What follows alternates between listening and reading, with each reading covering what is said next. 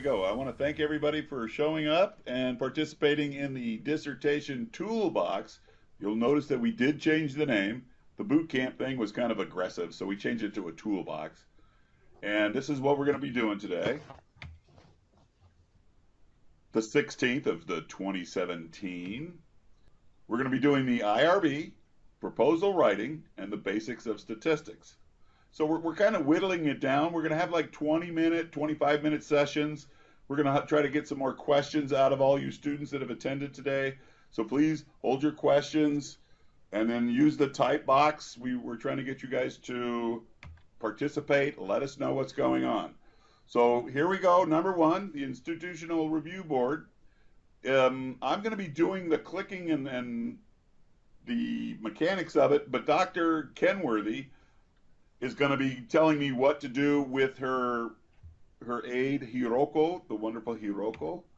Number two, the proposal writing is going to be done by our own writing learning specialist down here in San Diego, Courtney Scarborough. And last but not least, you're going to be getting statistics from me again. You guys must be pretty tired of statistics by now. So without further ado, all right, from the Alliant webpage, first thing you're going to do is go to My Alliant. That's the portal.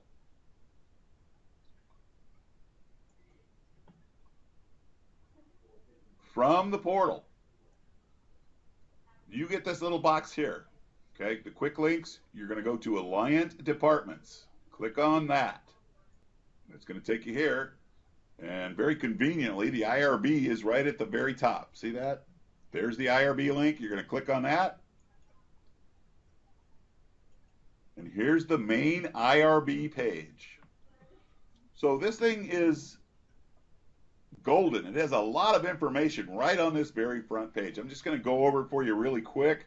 But here's the streamline. That's where you're going to enter your information. I'm going to show you just a couple minutes of that, how that works. But there's some important things here. They have user guides, at a glance documents. On the other side, they have most of the forms you're going to need. They have examples. They have information. But at number one, before you apply it for an IRB, you have to have this National Institute of Health certification requirement. So again, before you start your IRB, you need to go ahead and click this link and take the little test, and they're gonna say, okay, you know how to do this. And yeah, Dr. Kenworthy or Hiroko, if you hear something that I make a mistake on, please just tell me. Okay. And timelines, et cetera, et cetera. So a lot of the questions that you already have can probably be answered right on this front page. So I'm going to go over some of the forms here. Give me a second while I switch over to my other program. And again, there's a drag time between what I see and what you guys are seeing. Ta-da, there it is. Okay, let's make it big. So the principal investigator's name, the ID number, and protocol title, right? So this is the student. And you got to basically, what are you going to study? What's the overview? If you're going to have participants, you got to describe what your subjects, who they are, make sure, if they're age appropriate, et cetera, what kind of criteria you're looking for in your students, what kind of criteria that would keep people from participating, and a lot of different basic information that they're going to be looking for to make sure that what you're doing will not harm any of your subjects, basically. And again, here's this is just a sample. I suggest if you're getting close to your IRB stage, you start looking around on the website, start checking this stuff out on your own, because it can get kind of lengthy, but there's a lot of business in here, okay? Wow, it does go on. Okay, so let me pull up another one. Please hold. Okay, so this is a guidance tool, right? So they filled it out. So if you're not sure what to put in to your expedited form, your application form, please look at the sample. Okay, student, there's the student's name, your school ID, Protocol title. In other words, what is the name of your dissertation going to be? Study overview. What are you going to study, right? That's what goes in this box. Participants. Who's going to be in this study? How many people are going to be in this study? You have to do a power analysis to make sure you're going to have enough sample size to give you a good power 0.8. And we do have a G-Power power analysis video already on Hawk 5. Okay. And age range of the participants. What criteria are you looking for? What criteria will keep people out of your study?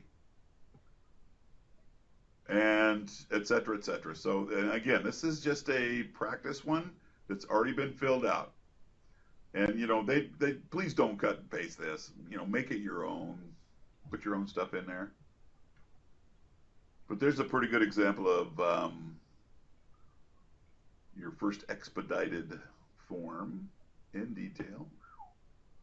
I'm just going this over by myself, stretching this out in case I ever want to write a dissertation.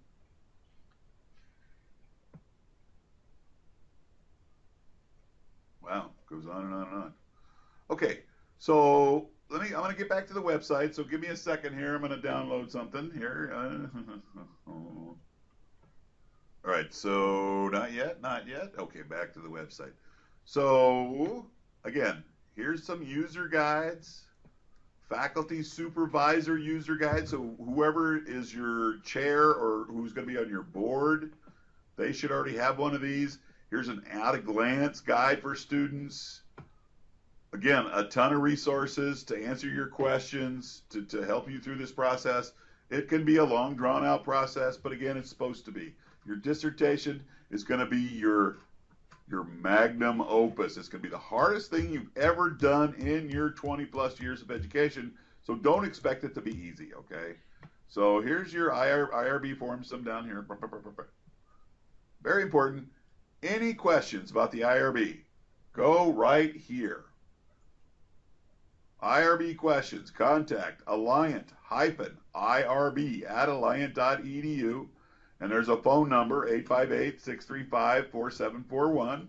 Can you guys all see that out there? It's right here. Okay, any questions? There's the contact information. So I'm going to give you like a 5-minute tour of the Streamline process. So please click the Streamline button. You're going to go ahead and use your regular Alliant login with one exception. Do not put @Alliant in your username. I'll say that again. Do not put @alliant.edu in your username. So just whatever if it's your first initial last name or first name period last name, okay? But your login is going to be the same. And so here's your Streamline. This is your main page, okay? So this is the one that I've been playing around with. So what you can do is you could build it in parts. You can go in and start adding, uploading items. You don't have to do them all at the same time. You can save them anytime you want, access them anytime you want. So let's just take a quick look. And let's say we're going to go to IRB. And the protocols, you're going to go to the plus sign. Not the IRB protocol, but the actual plus sign. And what that's going to do is start a brand new one, right? This is a new protocol. So you would type in your last name, first name here. What kind of protocol are you going to run? There's all kinds here. What's the title of your dissertation? You could save it. Okay? So, and again, you could work on this in parts, save as you go. What else you got up here? You got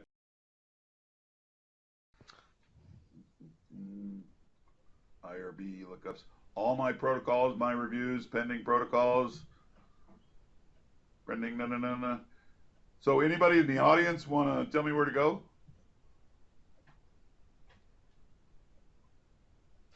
I think they can make reference to the guide for the details, and once, because it has to be, some of the sections have to be completed before you can go to the next step, such as study personnel, where you will have to include your co-investigator, who is your faculty supervisor, and then you have to go to protocol and notes to be able to upload the documents, and then the submission and approval on the left side will be how you process the protocol. But you have to have completed the first page in order to go to the next ones. Got it. Okay. All right. So what I'm going to do is I'm just going to run the mouse. Dr. Kenworthy, you just tell me where you want me to go. Thank you, I will. So as was mentioned earlier, this is a sample protocol. It's filled in to kind of give everyone an idea of what should go into the application form. This example in particular is an expedited example. There's also either is currently or will be soon a full board application example as well on the web page. If you can scroll down just a little bit, please, to where it says review type, in the box, expedited or full board. Thank you.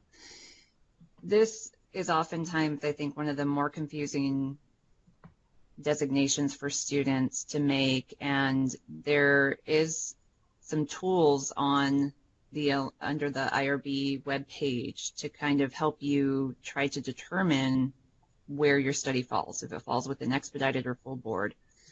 Essentially, a lot of expedited studies tend to be prospective research involving materials, existing data for research purposes, and harm to participants is extremely minimal. They equate it to nothing more than your average kind of wait in a doctor's appointment lounge. So it's very minimal risk types of studies that fall under expedited. Full board requires review by multiple committee members all at once, and so that's the difference between the two processes. Full board is obviously more extensive of a process, and these where there is more than minimum risk to participants, or if you're working with populations as we get down that are identified in the risk categories. So under the first section for study overview, following this example is great. Providing as much detail as you can about your topic is really important, as well as making sure that you spell out any acronyms. Please keep in mind that the people from IRB are from a wide variety of disciplines within the fields of psychology, and so they may not be familiar with each and every acronym. So please make sure you spell it out the first time that you use that acronym. But make sure you have the purpose of the study outlined clearly, what your research is looking at investigating, who you're looking to include, and the procedures that you're going to use. If you're using particular tests, you should also then, or surveys and such, you should also outline what those are. Define them, make sure that they're included in appendices if they can be included in appendices. Scroll down, Richard, a little bit more to participants.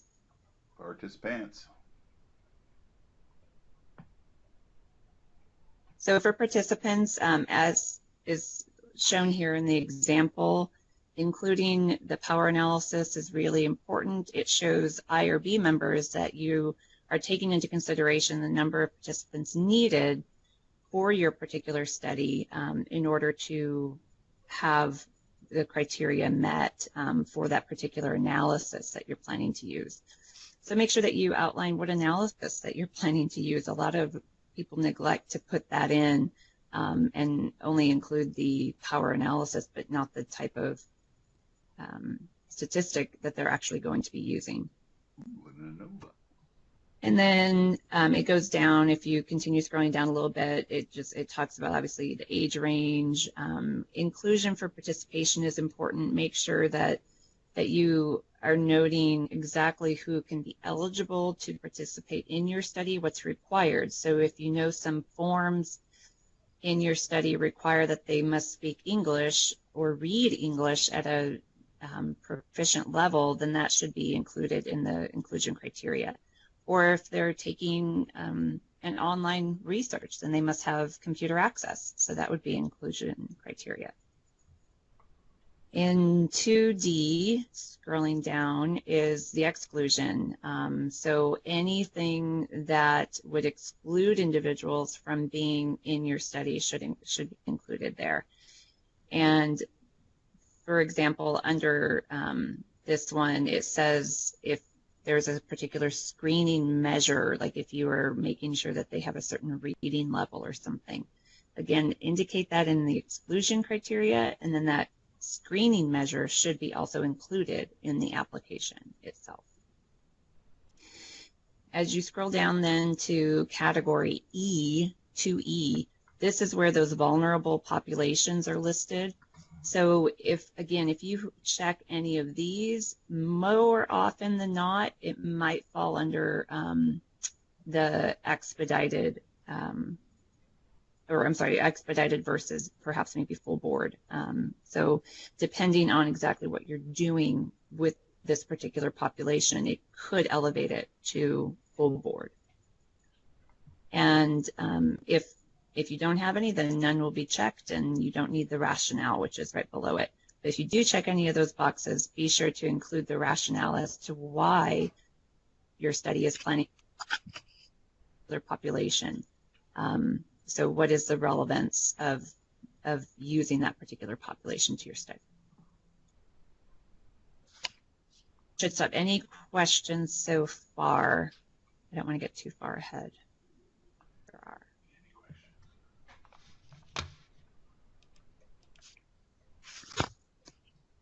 Okay. Then 2F is just equity. So just ensuring, again, that you're offering it to everyone that's possibly going to meet inclusion criteria. If you scroll down to bullet point 3, section 3, the research procedures. Again, 3A can be really important. You want to make sure that IRB is very clear on how you're going to be conducting your study step by step. Keep in mind that sometimes it's easy to think in our head that it makes sense, but when you write it down on paper, make sure some studies are very involved, and those minute steps should be outlined in terms of exactly how you're going to be recruiting participants for your study. And sometimes we've even had students include schematics to show, kind of drawing to show how it's going to be carried out. Again, that has to do more with those studies that are more detailed. But make sure that that's completely filled out and very clear for the IRB reviewer.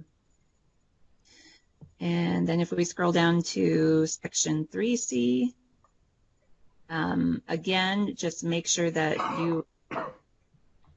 what participants will be asked to do step by step. So from an initial contact, being asked to participate, to final conclusion of the study, what's exactly happening, and how they're going to what exactly they're going to be doing and required of them.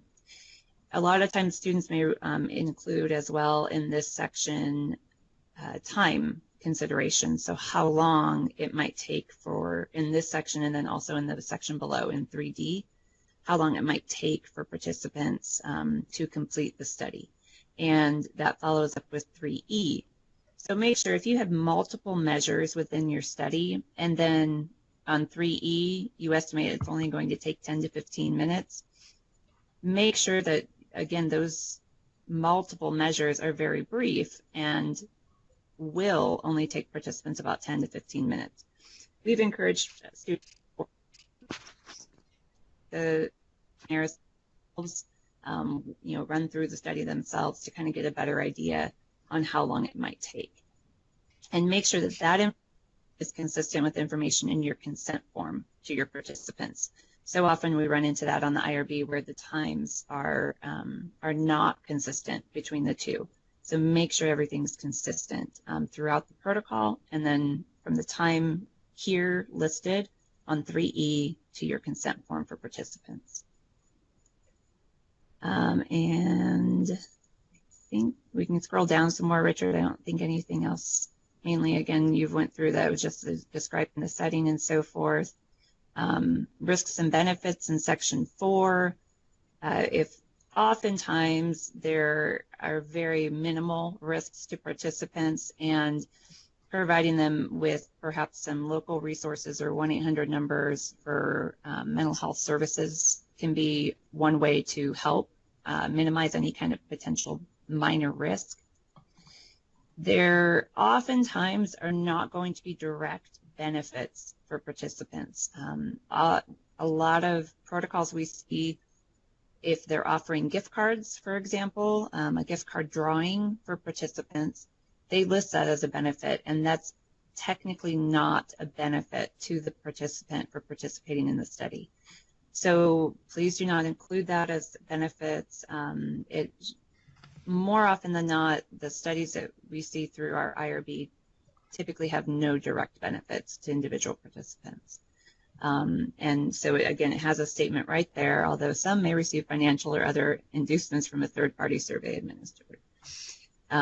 Or they may receive the financial if it's a gift card drawing.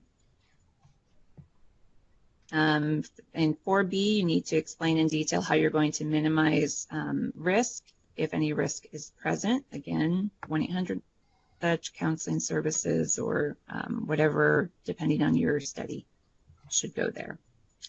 And then if we continue scrolling down into 5, our consent procedures.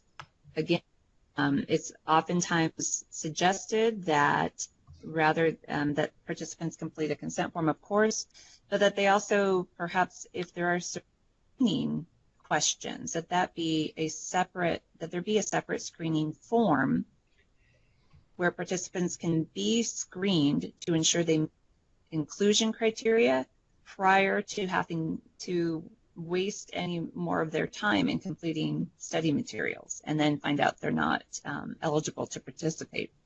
So always consider that if inclusion criteria, a brief screen, are you 18 and over? Are you whatever population you're looking at? Do you meet those? Yes, yes, yes. And then they can take the demographics and rest of the materials for the study from there.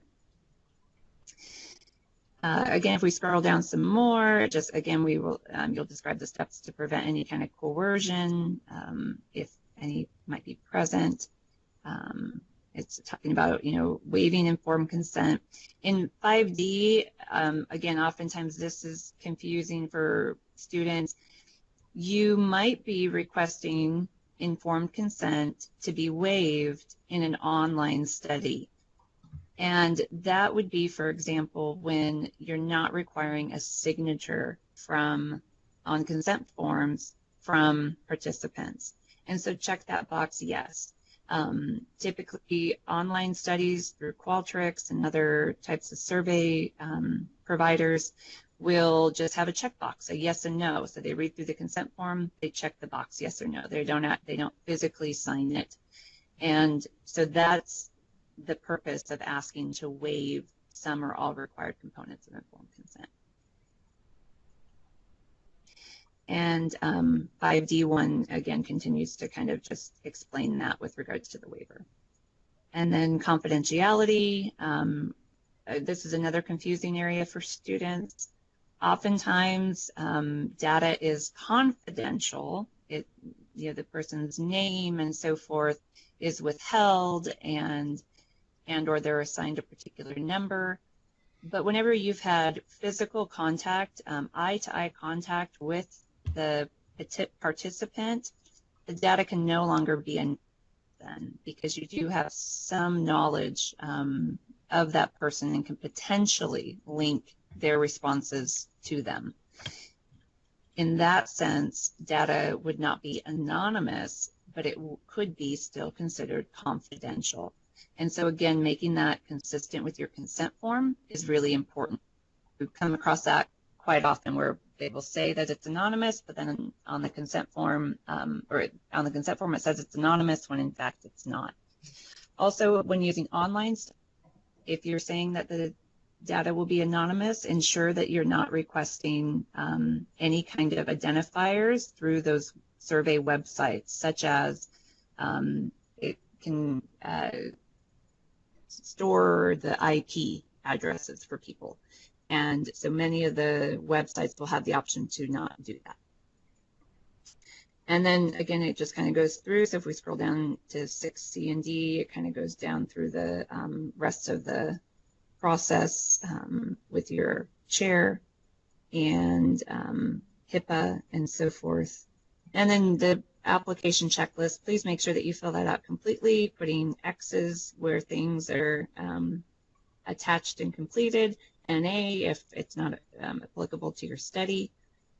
Be sure to include all materials in your appendices. Anything that the participant is going to see, IRB should be able to see.